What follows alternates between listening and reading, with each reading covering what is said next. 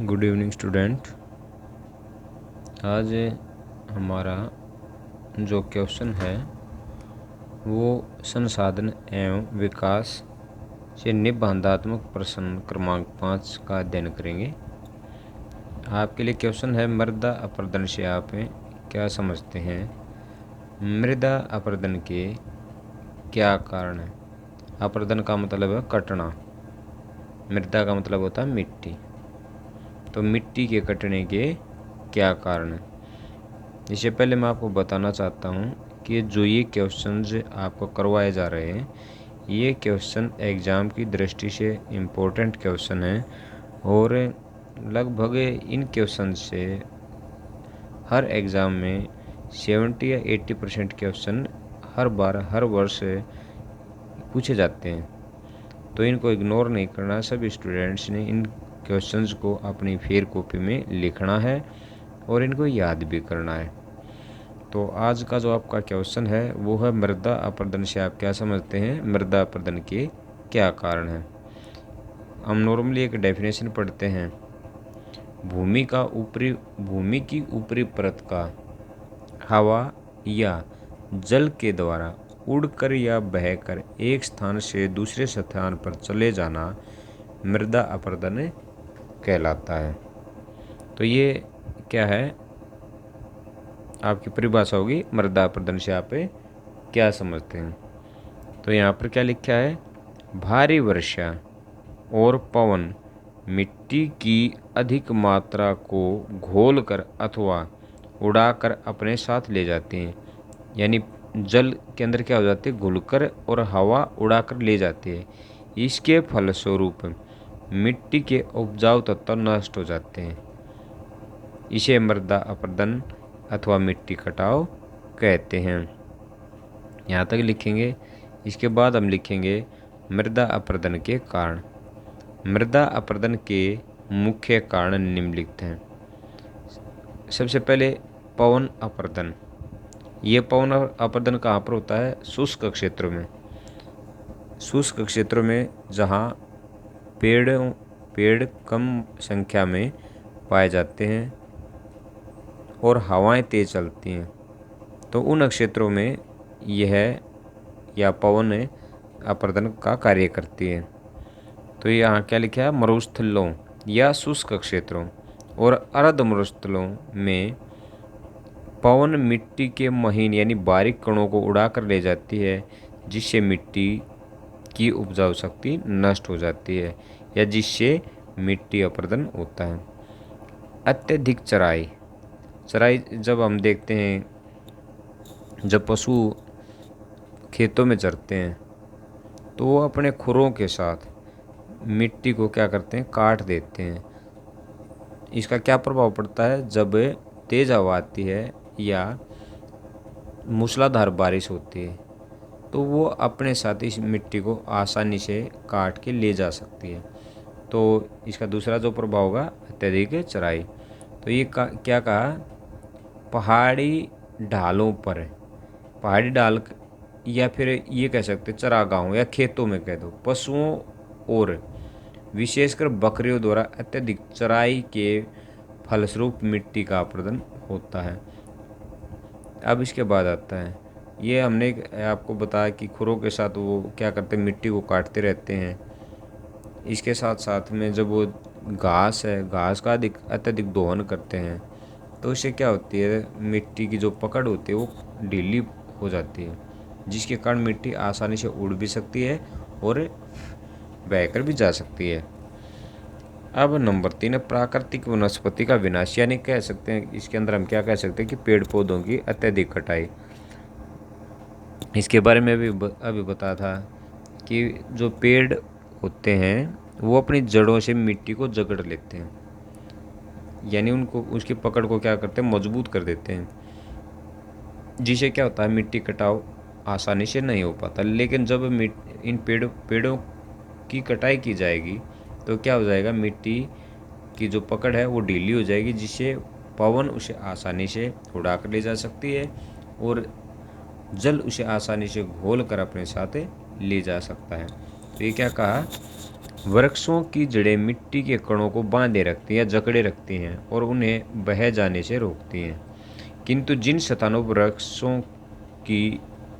वृक्षों को अंधाधुंध काट दिया जाता है, वहाँ पानी के बहाव की गति तेज हो जाती है और मिट्टी अपरदन बढ़ता है। अब है नेक्स्ट पॉइंट है मूसलाधार वर्षा। यानी जब वर्षा मूसलाधार होगी यानी तेज बारिश होगी तो वो बारिश क्या करेगी, मिट्टी का कटाव करेगी। तो क्या कहा, मूसलाधार वर्षा अपने साथ मृदा को बहाकर ले जाती है जिससे अत्यधिक मृदा अपरदन होता है। अब मिट्टी के प्रकार है। जिन क्षेत्रों में मिट्टी ढीली है, यानी कहने का मतलब है शुष्क क्षेत्रों में, हमने ऊपर पढ़ा था शुष्क क्षेत्रों में या मरुस्थलीय क्षेत्रों में, यहाँ क्या लिखेंगे, जिन क्षेत्रों में मिट्टी ढीली, असंगठित तो या तीव्र ढाल वाली होती है वहाँ मिट्टी का अपरदन अधिक व शीघ्र होता है। यानी जहाँ पर ये कह सकते हैं जहाँ पर मिट्टी तीव्र ढाल वाली होती है, या ये कह सकते हैं जहाँ पर तीव्र ढाल होता है, शुष्क मिट्टी पाई जाती है, वहाँ मिट्टी अपरदन अधिक व जल्दी होता है।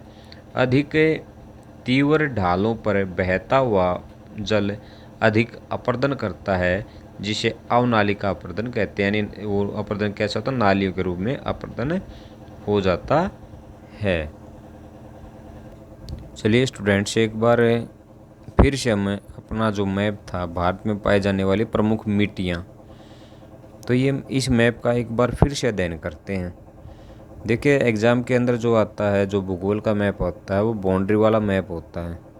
तो इसके अंदर नॉर्मली आपसे कोई क्षेत्र या कोई जगह पूछी जाती है, या आपसे ये पूछ ली जाए भारत देश की राजधानी को दर्शाइए, या ये कह दिया जाए कि काली मिट्टी वाला प्रदेश दर्शाइए। इस प्रकार से आपसे क्वेश्चन पूछे जाते हैं। तो इसको आपको थोड़ा और ध्यान देना होगा। तो भारत में 6 प्रकार की प्रमुख मिट्टियाँ पाई जाती हैं। पहली जो जलोढ़ मिट्टी, फिर काली मिट्टी, फिर उसके बाद लाल मिट्टी, लेटराइट मिट्टी, मरुस्थलीय मिट्टी और पर्वतीय मिट्टी। तो हम सबसे पहले ऊपर से चलते हैं क्योंकि हमारा मैप यहाँ से हमें क्लियर दिखाई दे रहा है, तो इससे बाद हम नीचे आते चले जाएंगे। तो कई बार क्वेश्चन पूछा जाता है मानचित्र में कि पर्वतीय मिट्टी का कोई एक क्षेत्र दर्शाओ। तो हम यदि ये क्या हमारा जम्मू कश्मीर और लद्दाख, ये हिस्सा जो है ये है जम्मू कश्मीर का और ये हिस्सा है ये लद्दाख का। तो ये क्या है, पर्वतीय मिट्टी का क्षेत्र है। यहाँ यानी जहाँ पर पहाड़ है वहाँ पर पर्वतीय मिट्टी भी है। तो इसके साथ हिमाचल प्रदेश, उत्तराखंड और फिर अरुणाचल प्रदेश, यानी एक क्षेत्र पूछेगा आपसे तो वो क्षेत्र आप ये दिखा दोगे।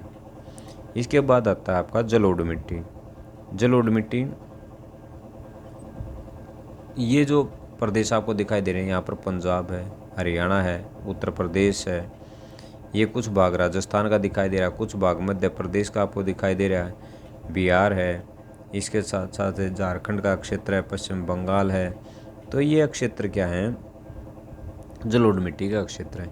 तो आपको सिर्फ क्या बताना है, कोई एक क्षेत्र आपसे पूछा जाएगा तो ये आप एक पट्टी के रूप में आप ये दिखा दोगे, ये जो भाग है ये जलोढ़ मिट्टी का भाग है। इसके बाद अब आते हैं हमें जो आपको दिखाई दे रहा है ये है शुष्क मिट्टी या मरुस्थलीय मिट्टी। इसके अंदर ये कौन सा क्षेत्र है, दक्षिणी पश्चिमी पंजाब है, दक्षिणी हरियाणा है, राजस्थान है और कुछ भाग थोड़ा भाग जो है गुजरात का, ये क्या है, मरुस्थलीय मिट्टी का क्षेत्र है। अब हम चलते हैं, हमारी कितनी मिट्टी होगी, पर्वतीय मिट्टी, जलोढ़ मिट्टी, मरुस्थलीय मिट्टी। अब हम चलते हैं नीचे की तरफ, जो हमारा नीचे वाला भाग है ये आपको क्लियर दिखाई दे रहा है।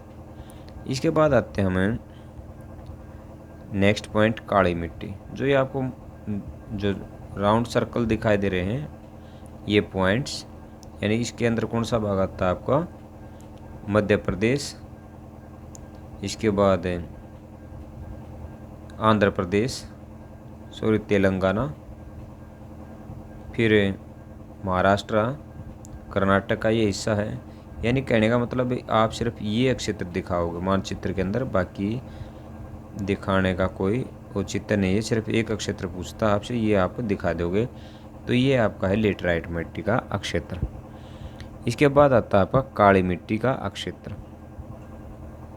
सॉरी काली मिट्टी हमने अभी पढ़ी है। इसके बाद जो आपका आता है लाल मिट्टी।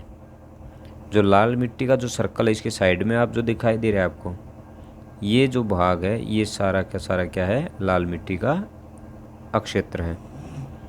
इसके बाद सबसे लास्ट में आप देखोगे कि लेटराइट मिट्टी। जो ये लेटराइट मिट्टी इसके लिए संकेत दिया है इंडेक्स के अंदर, वो हो क्या, डार्क, बिल्कुल डार्क स्पॉट है। ये कहाँ पर, हमारा तमिलनाडु और कुछ भाग आपका कर्नाटका में छोटा सा राउंड है, बिल्कुल उनकी बाउंड्री के ऊपर है।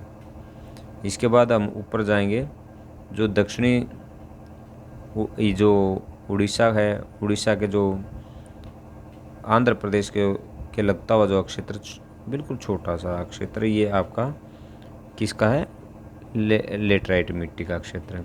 इसके बाद इसके ऊपर हम थोड़ा भाग आपका छत्तीसगढ़ का आएगा और झारखंड, एक छोटा सा सर्कल, ये आपका क्या है, लेटराइट मिट्टी। तो आपका यही क्षेत्र है, इसमें आप सिर्फ ये भाग दिखा दो।